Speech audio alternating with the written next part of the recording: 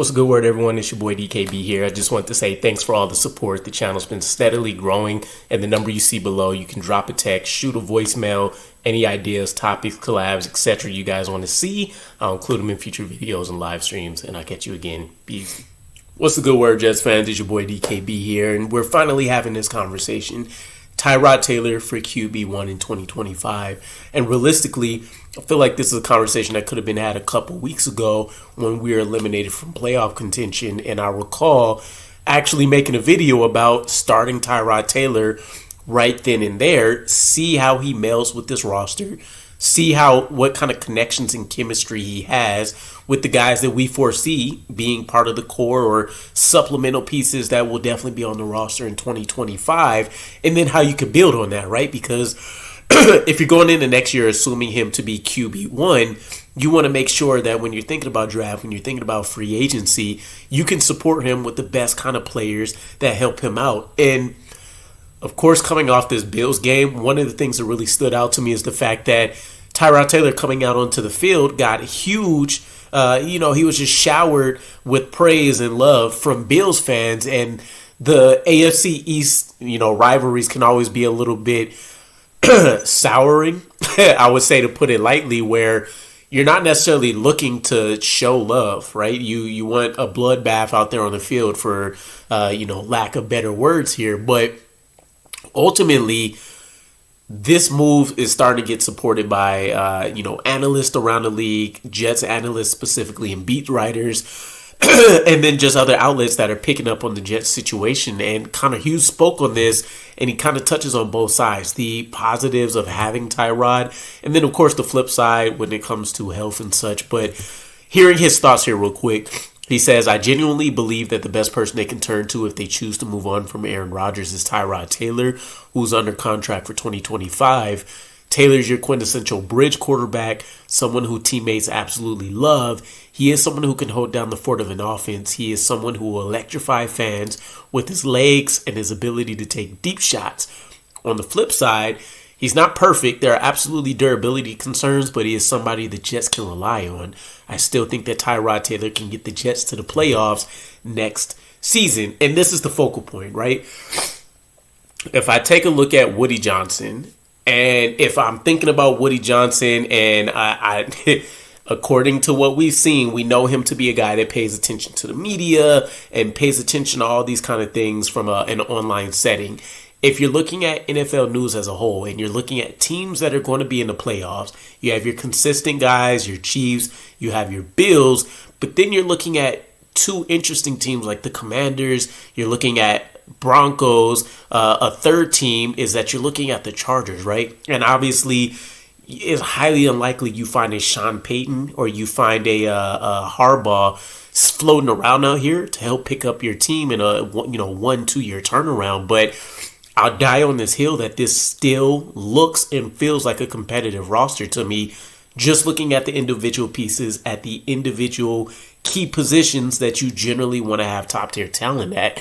So when I think about Tyrod Taylor, I think about him potentially saving the whole Garrett Wilson situation as well. If you're in belief that the Aaron Rodgers, Garrett Wilson chemistry is the main reason why Garrett Wilson may request a trade, right? And I know I'm seeing those rumors creep up, but pushing all that aside, Tyrod Taylor, we thought that we could make the playoffs when, who's the guy from, I think he was on the Browns at the time.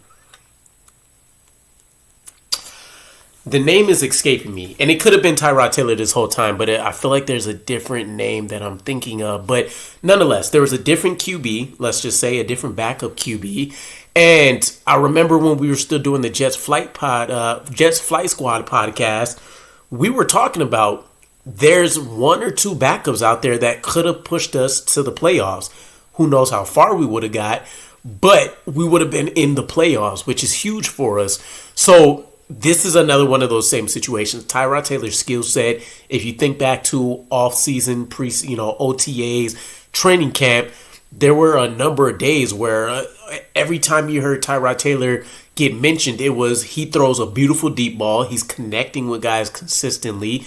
He was elevating the level of the, tier 2 guys, right? Second string, that borderline, third string kind of candidates that are getting looks on the second string unit. And when he got his looks with the starters, he was still just as crisp, right? Garrett Wilson still looked like a stud. Allen Lazard was still having great days out there. And you were seeing involvement from guys like Jeremy Ruckert and Tyler Conklin. And so to kind of look at this game, right, that we're coming off of, Bills versus Jets. For one, speaking to some of Connor Hughes' points here on why these young Jets fans young Jets players may be kind of fiending for Tyrod Taylor at this point is that guys love him, right? Obviously, he's much younger. The connection's going to be easier for them to, kind of bond and build upon. Two, you have in the Bills game when he comes in the fourth quarter, he's being showered with praise and love during an AFC East division game where it's easy for the Dolphins, Jets, Patriots, and Bills to all hate each other. In other words, we generally just want to see a bloodbath every time one of these division games come on. But there was a moment of pause there for Tyrod Taylor to be celebrated, especially considering they're blowing us out, right? Then you look at the ease of, yes, it's garbage time, but he was able to go out there and put up, 17 points for us to at least make it look like there was some semblance of an offense for the New York Jets out there. And it came on the heels of Tyler Conklin being involved, Garrett Wilson being involved. And you would have to imagine with better preparation, he's peppering even more guys into the game plan when Breece Hall is still out there as a receiving back.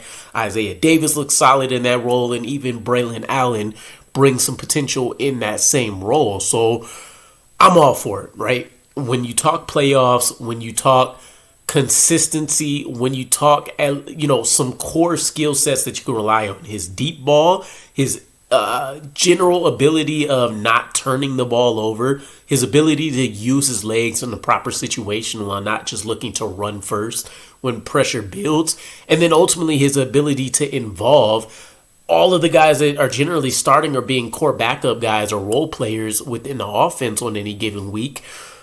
I'm all for it, right? At this point, mostly any quarterback that you're going to draft is going to fall in the bucket of Tyrod Taylor's skill set and not necessarily your Aaron Rodgers, right? The days of kind of this pocket passer guy that has plus ability outside the pocket, it's not really there anymore, right? Maybe Joe Burrows is, the prima donna of that archetype when you think about it now.